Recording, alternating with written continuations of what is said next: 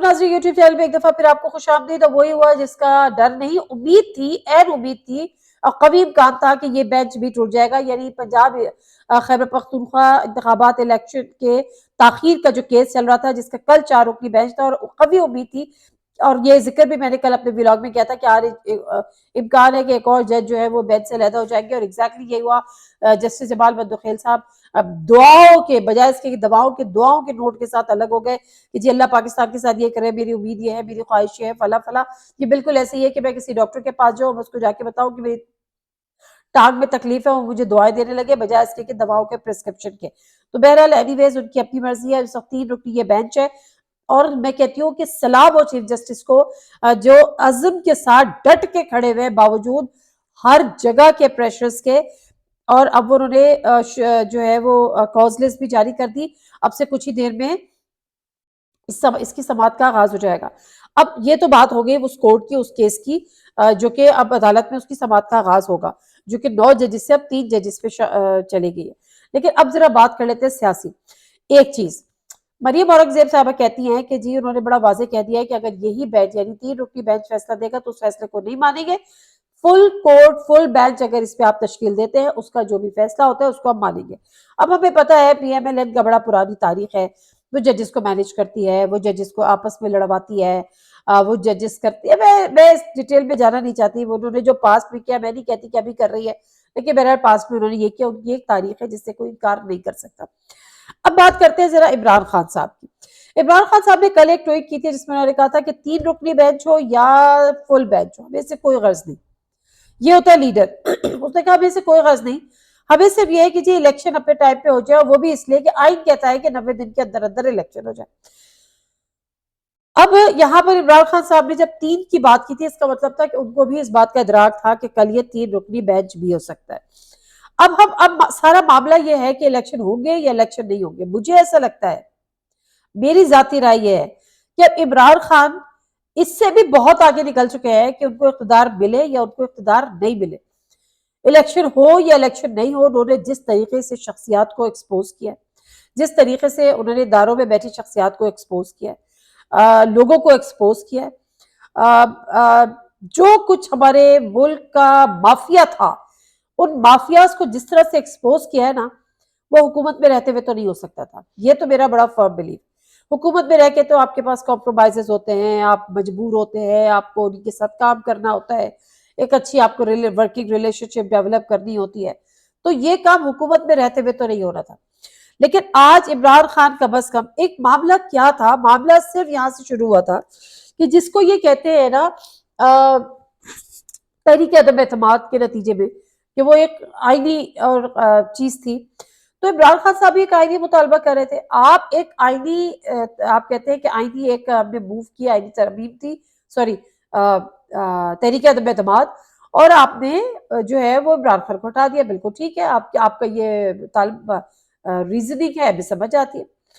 इमरान खान भी एक आईनी मुतालबा कर रहे हैं, वो कह रहे हैं जी जल्दी इलेक्शन करा दें। उसके लिए उन्होंने कहा ठीक है, अगर आप वफाक के नहीं कराना चाहते, भाई मेरी हुकूमतें यहाँ पर, मैं अपनी हुकूमतें खत्म करता हूँ, आप यहाँ पे इलेक्शन करा दें।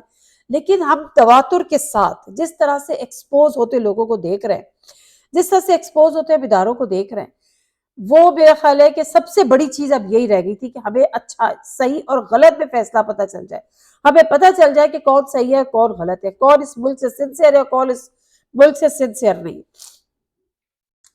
अब इमरान खान साहब ने ये कह दिया, और उसके बाद इमरान खान साहब साइड पे हो गए कि जी आप इलेक्शन करा दें, उनके जी 90 दिन के अंदर इलेक्शन होते हैं। अब ये जो पूरी एक्सरसाइज हो रही है, जो ए टू जी, जिसमें कभी पार्लियामेंट से आप तरमीम कर रहे हैं, कभी तरमीमी बिल पास करा रहे हैं, कभी आप ज्वाइंट सेशन बुला रहे हैं, कभी आप काबीना का इजलास बुला रहे हैं, फिर आप सुप्रीम कोर्ट, तो सुबह की सुबह ऐसे पीएमएलएन के जत्थे पहुंचे हैं कि अता तारड़ साहब से सुप्रीम कोर्ट के बाद जब वो मौजूद थे तो टेलीफोन पे गुफ्तगू हुई, तो वो उन्होंने कहा कि बहुत बिजी है बहुत बिजी है। मैं बड़ी रिस्पेक्ट करती हूँ अता तारड़ साहब की, लेकिन मुझे ऐसा लग रहा था कि वो भी बेंच का हिस्सा है शायद।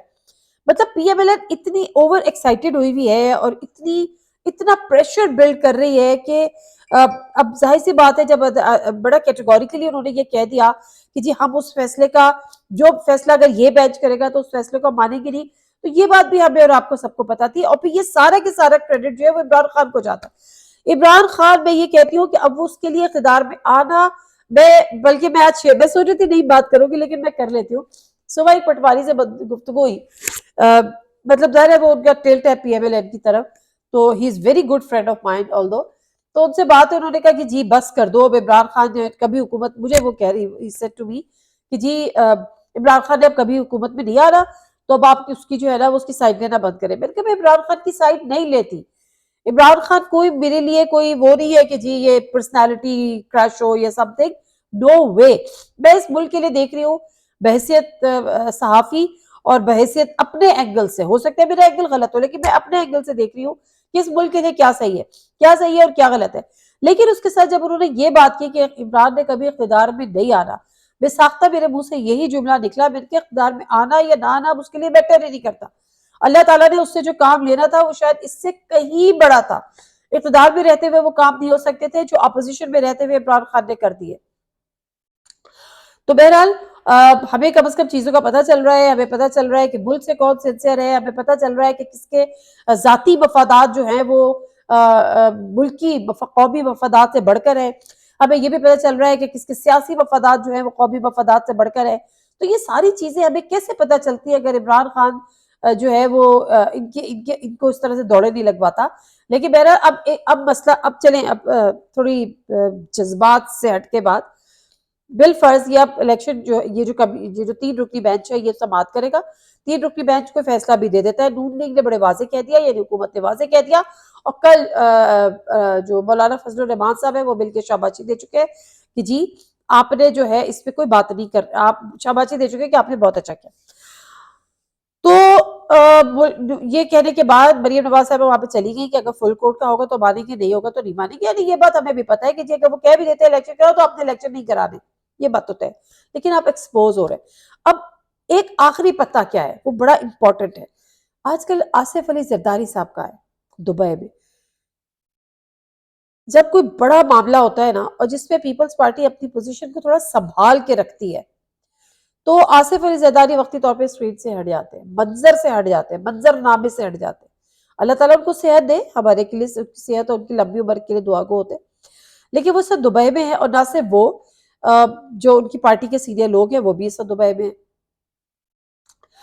کہا یہ گیا کہ ان کی صحت کا معاملہ ہے تو اللہ تعالیٰ ان کو صحت دے، لیکن اس کے بعد یہ بھی کہا گیا کہ وہ بہتر ہے. ٹھیک ہے، ایک تو یہ کہ ابھی ان کو تھوڑا سا پھر آپ اس تناظر میں دیکھیں کہ حال ہی میں جو صدر عارف علوی صاحب نے انٹرویو دیا عامر میر صاحب کو، اس میں وہ زرداری صاحب کے ویژن کی تعریف کرتے ہوئے پائے گئے، وہ بھٹو صاحب کے ویژن کی تعریف کرتے ہوئے پائے گئے.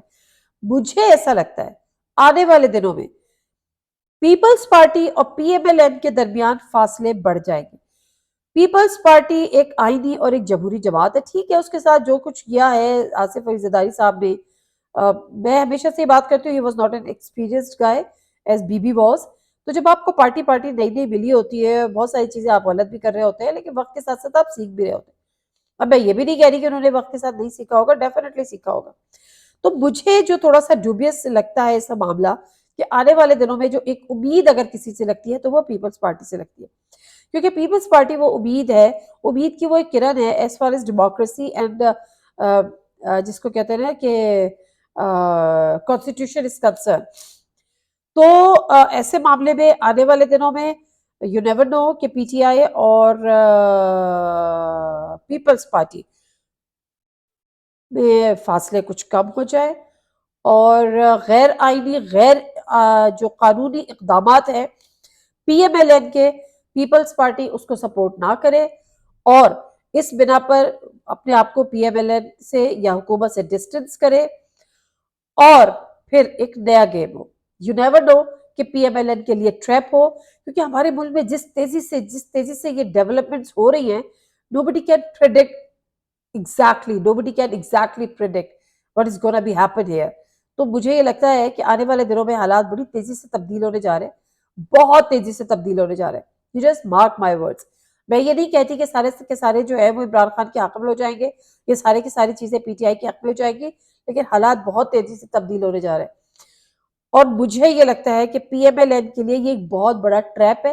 وہ ایک دفعہ پھر ایکسپوز ہو گئے ہیں کہ وہ اپنے ذاتی مفادات کے لیے وہ اداروں کو کس حد تک گندا کر سکتے ہیں، کس حد تک ملائن کر سکتے ہیں، یہ چیز اب ان کے کھل کر سامنے آ گئی ہے۔